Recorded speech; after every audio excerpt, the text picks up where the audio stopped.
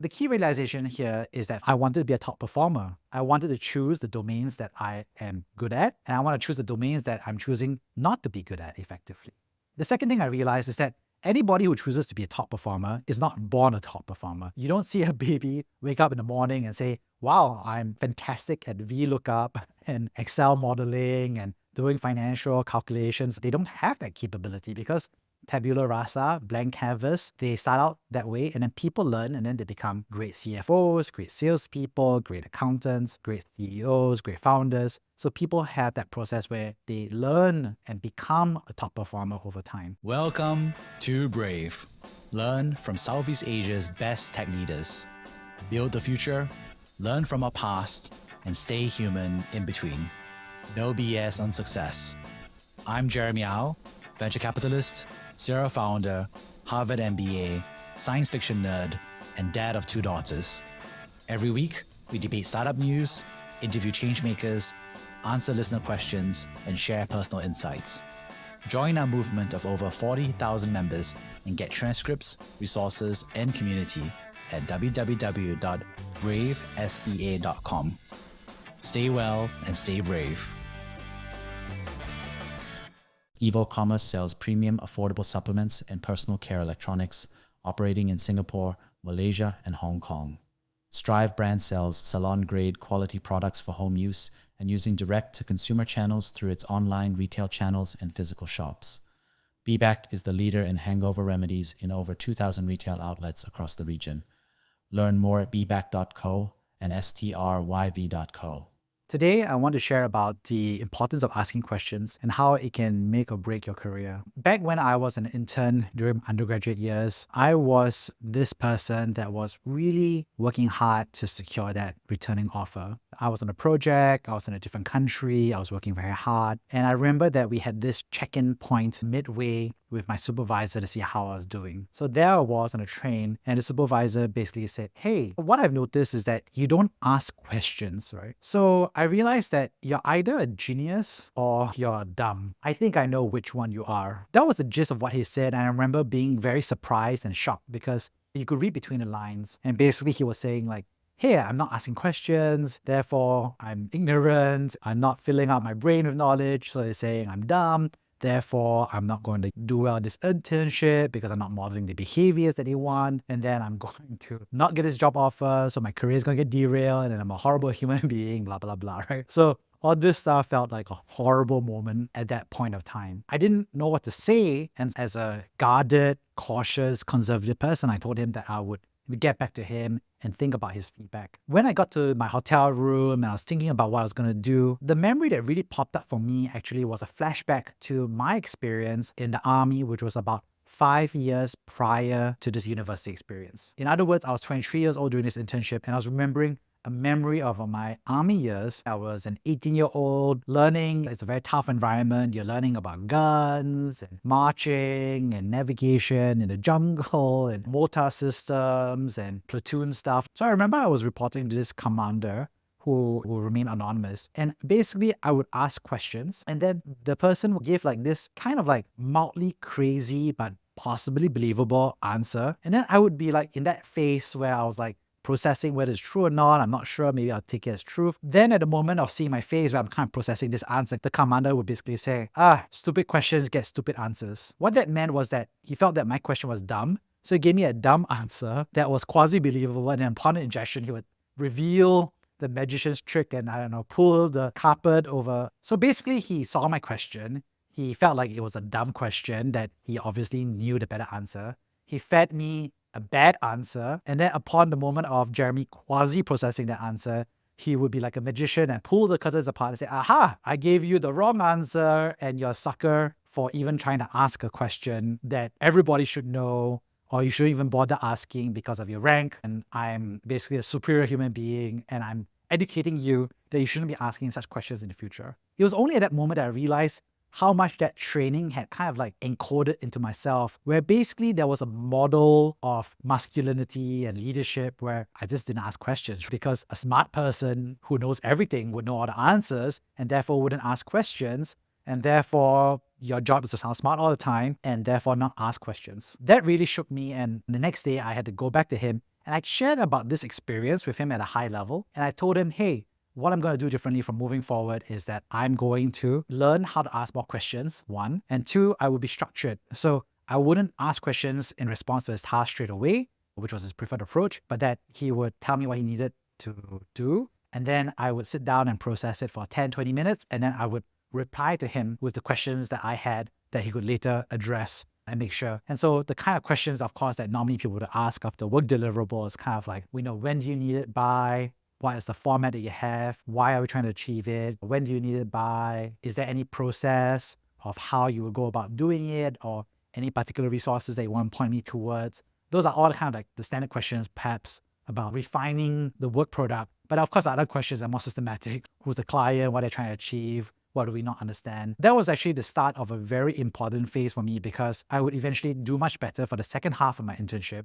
I would secure the returning offer. And this lesson kind of stuck with me for all of the jobs that I've ever been part of. The key realization here is that, first of all, I wanted to be a top performer. I wanted to choose the domains that I am good at, and I want to choose the domains that I'm choosing not to be good at effectively.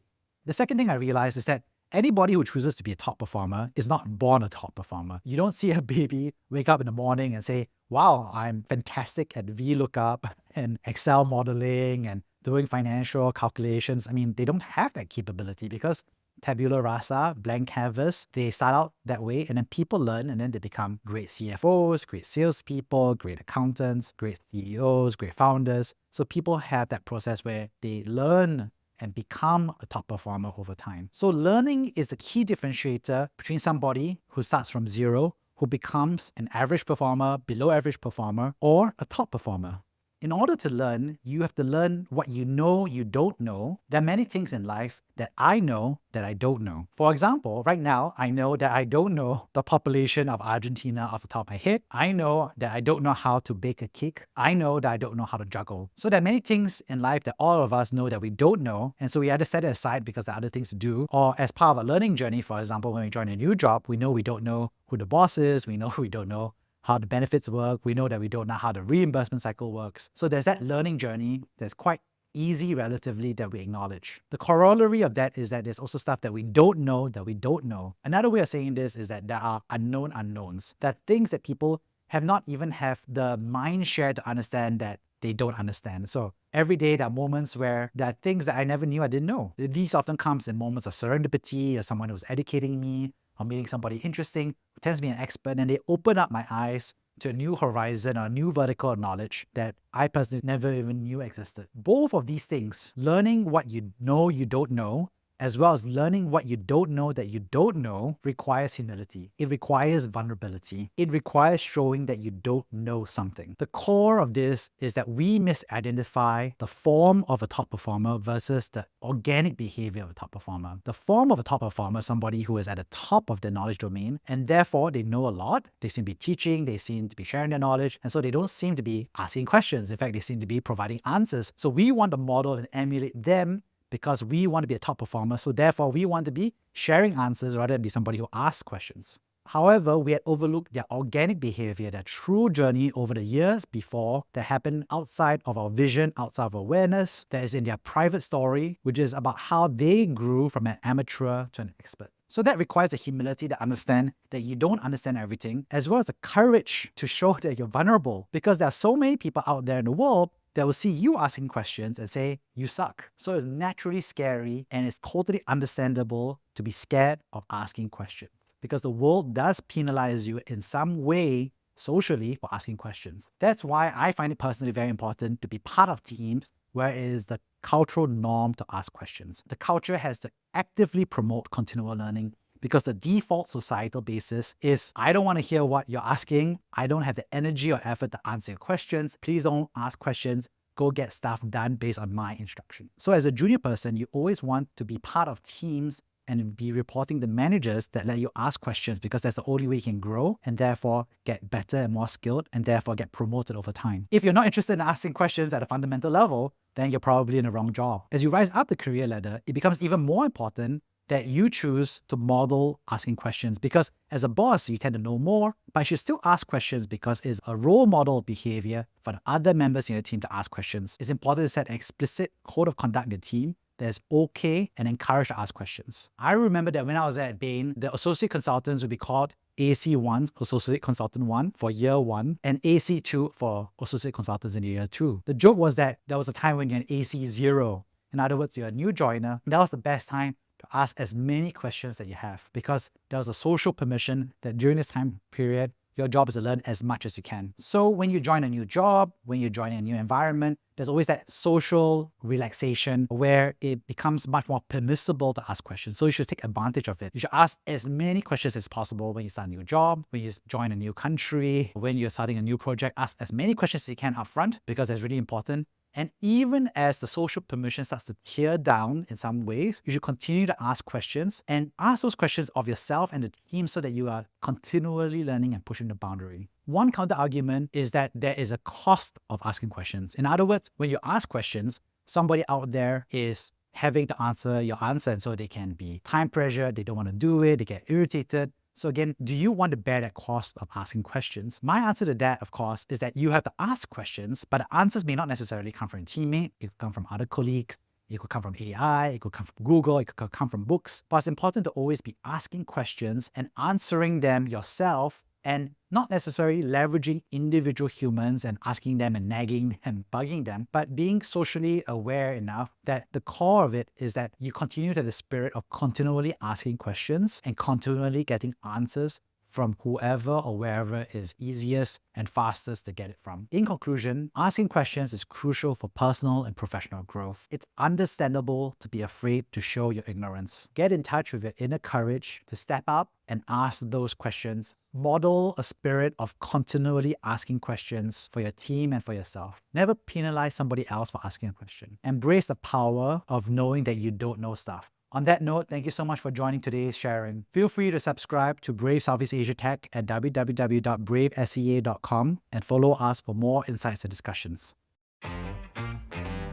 Thank you for listening to Brave. If you enjoyed this episode, please share the podcast with your friends and colleagues. We would also appreciate you leaving a rating or review. Head over to www.bravesea.com for member content, resources, and community. Stay well and stay brave.